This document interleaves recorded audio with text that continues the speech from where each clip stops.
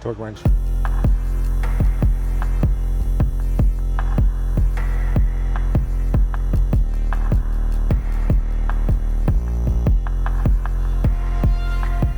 So right here we have a C300 that we are swapping the engine out of. The initial failure for this vehicle, or this engine, is that his injectors were stuck on. Overspraying the cylinders with fuel over time, it caused damage to the actual valves and the piston himself. It was pre-detonating inside because of the so much gasoline that was in there. I'm not exactly sure how long he had it running, but it got to the point where it damaged everything and it scored up the walls pretty bad. What we did do initially was we told them, we took a look at it and we replaced one of the injectors. We found that, hey, it's actually a lot worse than what we initially thought. So initially this gentleman brought his vehicle in because it was running extremely rough, right? White smoke out of the back. It was misfiring like crazy. What it was is his injector number 3 was stuck on, right? Overfilling his cylinder with gasoline. We did the repair, did that, but we told them, we said, hey, we're not exactly sure how much damage was caused by it, because it's just hard to know at the time. There was no visible damage, right? And it's all internal. We stuck a camera in there. We didn't see anything. We did the repair, the car left. At that time, we had quoted all 4 injectors. He declined to do all 4. It's a pricey repair, I understand. He only wanted to do the one. Unfortunately for him, his other injectors went out. Same thing, was stuck on. Second time when he came in, his walls were scoring up and his valves were really messed up. And this wasn't like in a day or two, this was over some time. So at that point, it was in replacing one injector.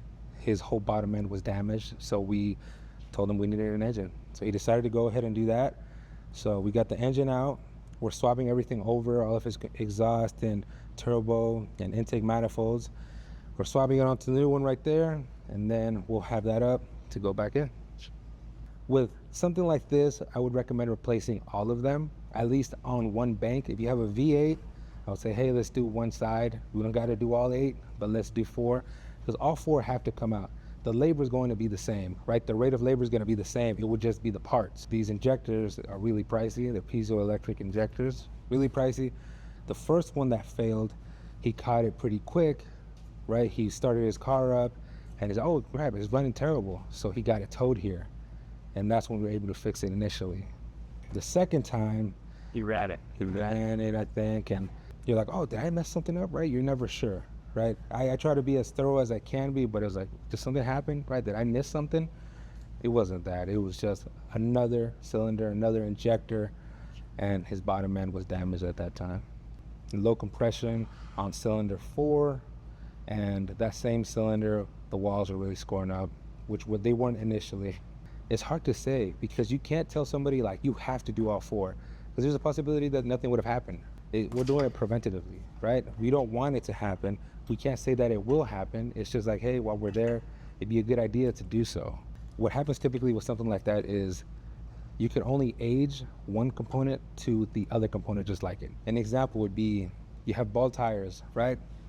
When one blows out and you tell the customer, hey, you need 3 tires, right? Or let's say you need the set of 4. The customer says, no, I only want the one because the one blew out. So, are you sure? Because they're, the other ones are right behind it. They're like, no, I'll continue.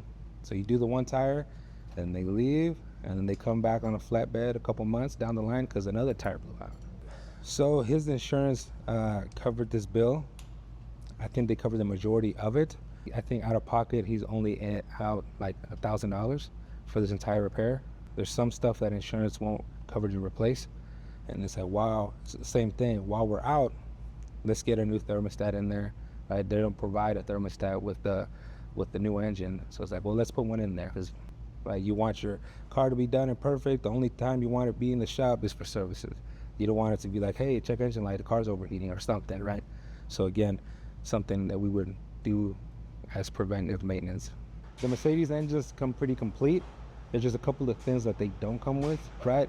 So like your accessories, again, like your thermostat, some of them come with it, some of them don't. But if they don't come with it, that's something that we definitely want to get replaced. But no, besides that, everything is comes pretty complete. Everything's said and done, out the door, 2 days. If I want to be extra, a 3rd day so I can continue to drive it, make sure there's no oil leak or no coolant leak, just to be a little extra, right? The last thing we want is the the minorest thing, right? A gasket that rolled on you by accident from the intake, or the oil, one of the feed lines in the turbo, something, all right? Just be extra cautious.